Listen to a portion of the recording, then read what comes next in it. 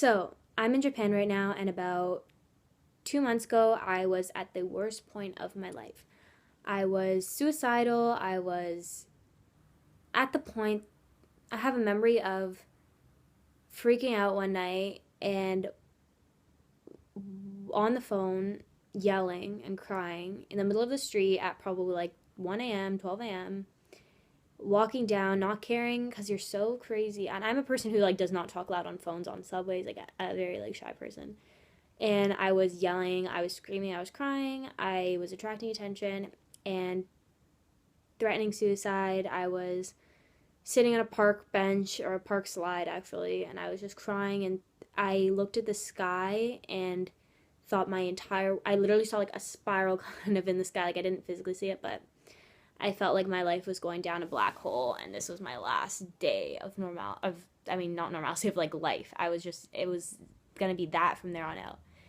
And though from a normal person's point of view, you realize that the person goes to sleep, they wake up the next day, and it's not that bad, but that's the state I was at. And the next day, I woke up and I did shrooms, and you can watch that video. You can see my eyes are still swollen from crying the night before in the beginning of the video, and it's been a month since that, and I am not depressed.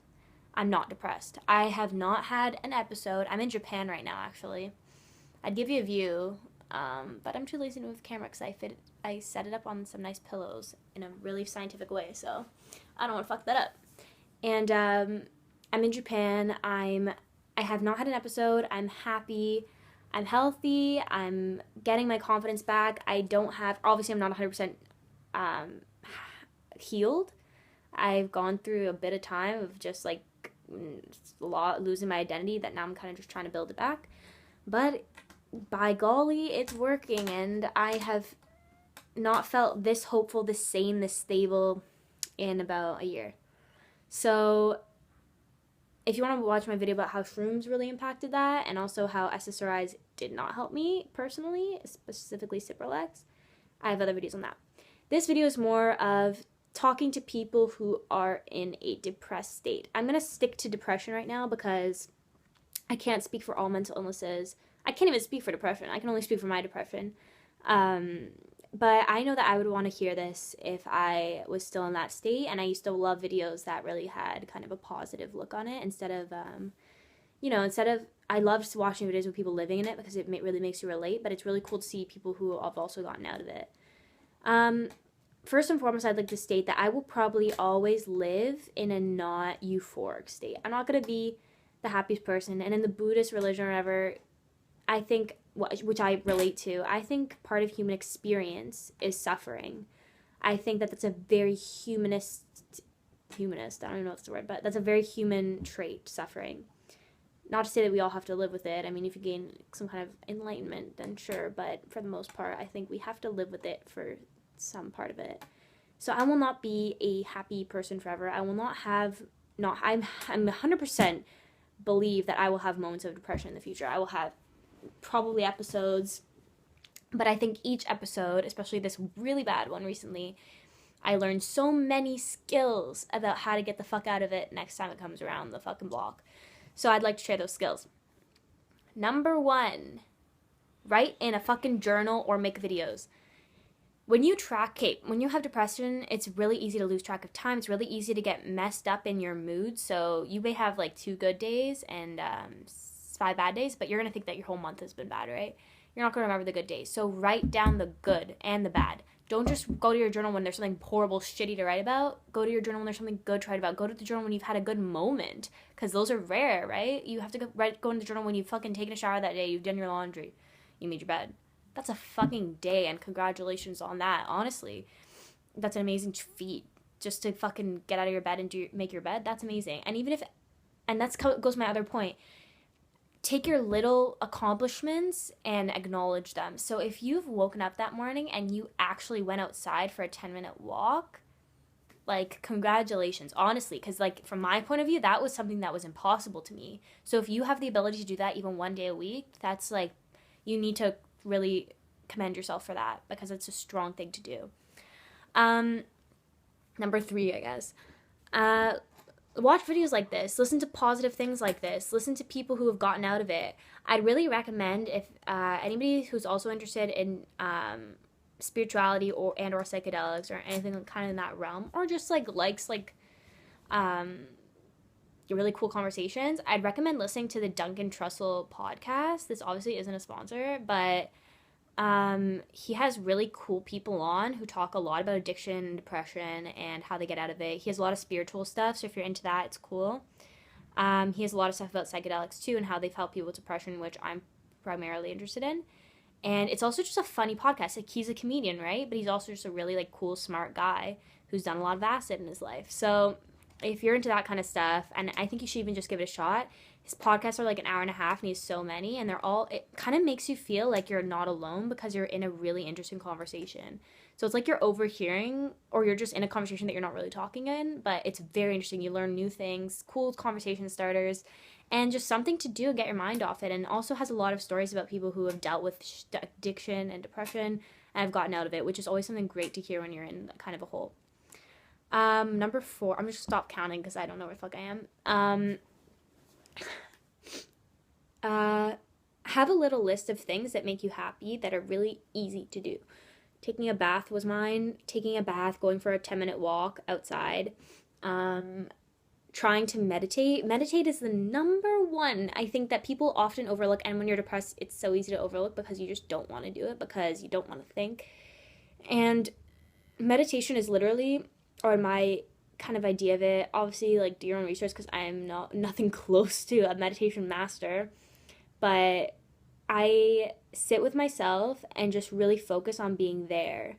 I just did it right now, and it really changes your whole perspective on stuff. It's very psychedelic. You just focus on your breathing, sounds, where you are, the textures of things, the lighting, and it's a really cool state to be in it, because in the present moment, nothing can touch you. I mean, your fears all either lie in the future, which is anxiety, what's going to happen, who's going to think this about me, blah, blah, blah, blah. Or in the past, which is why did I do this, which is guilt and often depression. And those are both illusionary. You'll realize that I do that a lot with words. They're fake states. They're delusion. Okay, they're fucking delusions. And they're not real. You're never in the future because it's always a step ahead of you. And then you're never in the past because it doesn't exist anymore.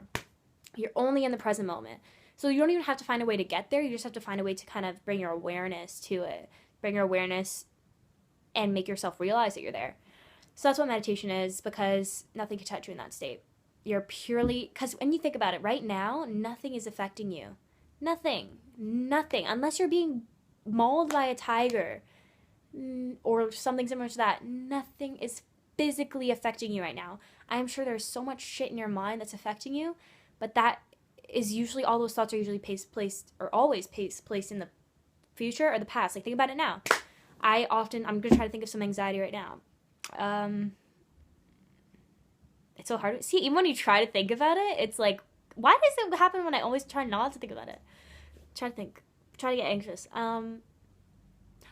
School. What am I going to do with school? Oh, fuck, am I broke, blah, blah, blah. Am I broke right now? Am I dying right now? Am I starving? No. Am I probably going to? That's not even the question. Right now, am I doing it? No. So I'm going to be okay. You're going to be okay. Promise. And that's just a really cool exercise to do and get into. I don't even know where I started with that, but next tip is just writing, drawing, all of those kind of relaxing activities, and keeping yourself kind of clean. I know that's really tough when you have depression. I know for me, a shower is a fucking mission when you're depressed. But when you get yourself clean, you moisturize, you kind of take care of yourself. Maybe you clean your nails, you do your nails. It's such a nice just feeling after. Sleeping in clean sheets, clean your sheets. I'm going to write a little list in the description because I feel like it'd just be easy to read a fucking list and listen to this long, rambly video. But yeah, those are my tips. And I think ultimately, see how happy I am right now as somebody who deals with depression and who's dealt with it to the point that I could not move for months on end. I was scared of people. I was agoraphobic. I couldn't even go to the drugstore to buy food because I was terrified of the cashier. I was terrified to look sad. I didn't wear makeup, which is not like anything, but like for me, it's like I didn't care about my appearance. I was just in a shit state, and now I'm not. So it's possible. Even if it's, I know I can't speak for everybody, but it's fucking possible. So hold on to that possibility when you're in that hole, and I fucking believe in you. And just know, as the universe, it's gonna sound some like some hippie shit, but the universe loves you. I love you because we're all the same. We're all in this together. So many people care for you, and I'm sure if you were to tell your story, people would be sympathetic. People would be crying, because I'm crying almost right now, even thinking about the shit that so many people have to go through. And it's not fair. It's not fun. But there are ways to get a bit out of it. There are ways to help yourself just get through the next day. And if you're doing that, if you're getting by day by day, and you're still here listening to this video, you're winning. You're beating it. You're fucking winning. And it's not gonna get you down. It's not gonna win. You're winning. You've already won if you're here. So you just have to keep winning those tiny, tiny, tiny battles, because eventually you'll win the fucking war. And yeah, that's all I really want to say. Good luck with everything. I hope everybody feels really good, and those tips help. Definitely recommend that podcast. Definitely recommend taking a bath. I definitely recommend bath and candles. So yeah, bye-bye.